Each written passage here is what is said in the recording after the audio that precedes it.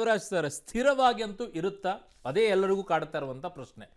ಈ ಸರ್ಕಾರ ಸ್ಥಿರವಾಗಿರುತ್ತಾ ಅಥವಾ ದೀಪ ಉರಿತಾ ಇರುತ್ತೆ, ಅದಕ್ಕೆ ಗಾಳಿ ಆ ಕಡೆಯಿಂದ ಈ ಕಡೆಗೆ ಬಡಿತಾ ಇರುತ್ತೆ ಅಂತ? ಇಲ್ಲ, ಖಂಡಿತವಾಗಿ ಸರ್, ಕೆಲವು ವಿಷಯಗಳನ್ನು ಇವತ್ತು ನಾವು ನೇರವಾಗಿ ಒಪ್ಕೊತೀನಿ. ಯಾಕಂದ್ರೆ ಕೆಲವು ಸಲ ಚಂದ್ರಶೇಖರ್ ಅವರು ಹೇಗೆ ನನಗೆ ಪ್ರತಿಕ್ರಿಯಿಸ್ತಾರೋ ಗೊತ್ತಿದ್ದಿಲ್ಲ. ಖಂಡಿತವಾಗಿ ಇದು ಅನಿವಾರ್ಯತೆ ಅಂತಕ್ಕಂಥದ್ದು ಇಬ್ಬರಿಗೂ ಇದೆ ಇಲ್ಲಿ. ಅದು ಖಂಡಿತವಾಗಿಯೂ ನಮ್ಮನ್ನು ಸ್ಥಿರವಾಗಿ ನಿಲ್ಲಕ್ಕೆ ಅವಕಾಶ ಕೊಡುತ್ತೆ. ಸರ್, ಒಂದು ವಿಷಯ ಹೇಳ್ತೀನಿ. ನಮ್ಮ ರಾಜ್ಯದಲ್ಲಿ ಕಾಂಗ್ರೆಸ್ಗೆ 136 ಸೀಟ್ಗಳು ನಾವು ಕೊಟ್ಟರು ಜನ.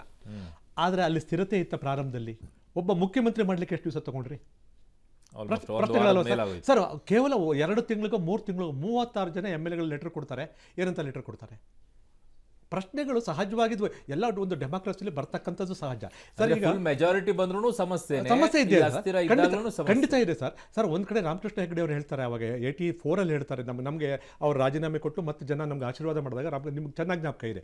ಏನಂತ ಹೇಳ್ತಾರೆ? ನಮ್ಗೆ 120 ಸೀಟ್ ಕೊಡ್ತಾರೆ ಸರ್. ಅವತ್ತು ನನಗೆ ಸದ್ಯ ಇಷ್ಟಕ್ಕೆ ನಿಲ್ಲಿಸಿದ್ರಲ್ಲ, ನನಗೆ ಸಂತೋಷ ಆಯಿತು ಅಂತಾರೆ. ನನಗೆ 5 ಸೀಟ್ ಜಾಸ್ತಿ ಬಂದಿದ್ರು ನಿಭಾಯಿಸೋದು ಕಷ್ಟ ಅಂತ ಹೇಳ್ತಾರೆ ಸರ್ ಅವರು. ಇದು ಸತ್ಯ ಸರ್, ರಾಜಕಾರಣಿಗಳ ಅನುಭವ ಇದು. ಎಲ್ಲ ಪಾರ್ಟಿಗಳು ಇದನ್ನು ಒಪ್ತಾರೆ. ಹಾಗಾಗಿ ಈ ಕೊಟ್ಟಿರ್ತಕ್ಕಂಥ ವರ್ಡಿಕ್ಟು ಖಂಡಿತವಾಗಿಯೂ ಏನಾಗಿದೆ ಅಂತಂದರೆ, ಸನ್ಮಾನ್ಯ ಮೋದಿಯವರು ಅಥವಾ ಇಂದಿನ NDA ಸರ್ಕಾರ ದೇಶವನ್ನು ಒಂದು ಹಳಿಗೆ ತಂದಿಟ್ಟಿದ್ದಾರೆ. ಇದು ನಡೆಸ್ಕೊಂಡು ಹೋಗೋದಷ್ಟೇ ಈಗ ಬಾಕಿ ಉಳ್ಕೊಂಡಿರ್ತಕ್ಕಂಥದ್ದು. ಎರಡೇ ಸಮಸ್ಯೆ ಇರ್ತಕ್ಕಂಥದ್ದು ಸರ್. ಒಂದು 33% ರಿಸರ್ವೇಷನ್ನು. ಖಂಡಿತ ಎಲ್ಲ ಪಕ್ಷದವರು ಒಪ್ಕೋತಾರೆ. ಇದಕ್ಕೆ ನಮ್ಗೆ ಸಮಸ್ಯೆ ಇಲ್ಲ. ಯಾರು ಒಪ್ಪಲ್ಲ ತೋರಿಸಿ ನೋಡೋಣ. ಇದಕ್ಕೆ ಒಂದು ಆಯಿತು. ಯಾಕೆಂದರೆ ಇದು ನಿಮ್ಗೆ ಚೆನ್ನಾಗಿ ಗೊತ್ತು. ಇದಕ್ಕೆ ಸನ್ಮಾನ್ಯ ದೇವೇಗೌಡರು ಇದಕ್ಕೆ ನಾಂದಿ ಆಡಿದರು.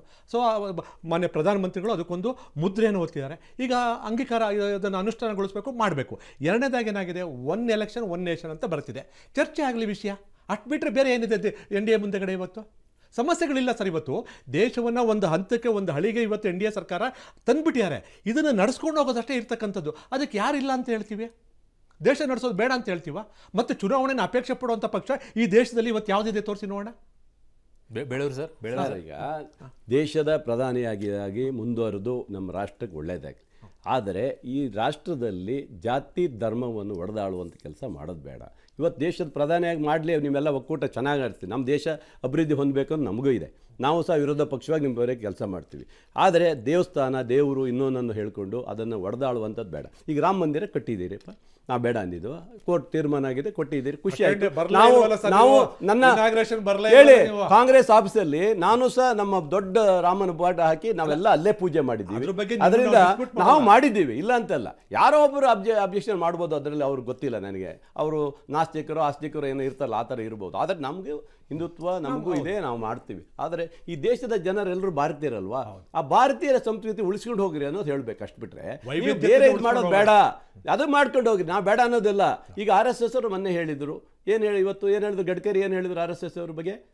ನಮ್ಮ BJP ಗಟ್ಟಿಯಾಗಿದೆ, ನಾವು ರಾಷ್ಟ್ರದಲ್ಲಿ ಚೆನ್ನಾಗಿದ್ದೀವಿ, ನಮಗೆ ಬೇರೆಯವರು RSS ಅವಶ್ಯಕತೆ ಇಲ್ಲ ಅಂತ ಹೇಳಿದ್ದಾರೆ. ಹೌದಾ? ಅದು ಬಂದಿದೆ ಅದವಾ? ಅದು ಹೇಳಿದ್ದು ಹೌದಲ್ವಾ ಸರ್? RSS ಹೌದು ಹೇಳಿದ್ದಾರೆ.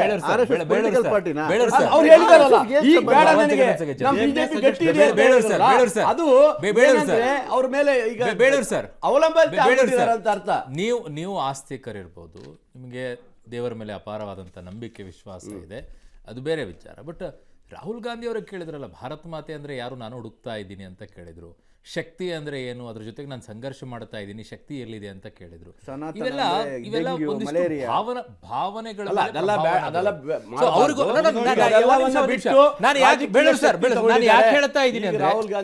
ಯಾಕೆ ಹೇಳ್ತಾ ಇದ್ದೀನಿ ಅಂದ್ರೆ, ಬರೀ ಬಿಜೆಪಿಯನ್ನ ಧರ್ಮ ಒಡೆದು ಆಳುವಂತದನ್ನ ಬಿಡಿ ಅಂತ ಹೇಳೋದಕ್ಕಿಂತಲೂ ನೀವು ಕೂಡ ಇನ್ನೊಂದು ಧರ್ಮದಲ್ಲಿರುವಂತ ಭಾವನೆಗಳಿಗೆ ಏಟನ್ನ ಕೊಡದೇ ಇರೋ ರೀತಿಯಲ್ಲಿ ನಡೆದುಕೊಳ್ಳಿ ಅನ್ನುವಂಥದ್ದು ಸಾರ್ವಜನಿಕರ ನಂಬಿಕೆ, ಆ ವಿಶ್ವಾಸ ಇಟ್ಕೊಂಡಿದ್ದೀವಿ. ಬದುಕಲಿಕ್ಕೆ ಬಿಡ್ರಿ, ಬದುಕಕ್ ಬಿಡಿ.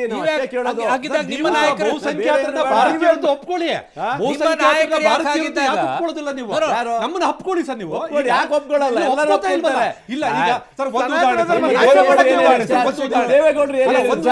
ನಾನು ಏನಾದ್ರೂ ಜೀವನ ಮುಸ್ಲಿಮ್ ಆಗಿ ಹುಟ್ಟಬೇಕಂತ ಹೇಳಿದ್ರ? ಮುಸ್ಲಿಮ್ ಆಗಿ ಹುಟ್ಟಬೇಕಂತ ಜಾತಿಯಲ್ಲಿ ಹುಟ್ಟಿ ನಾವೆಲ್ಲರೂ ಭಾರತೀಯರೇ ನಡೆಸಲಿ.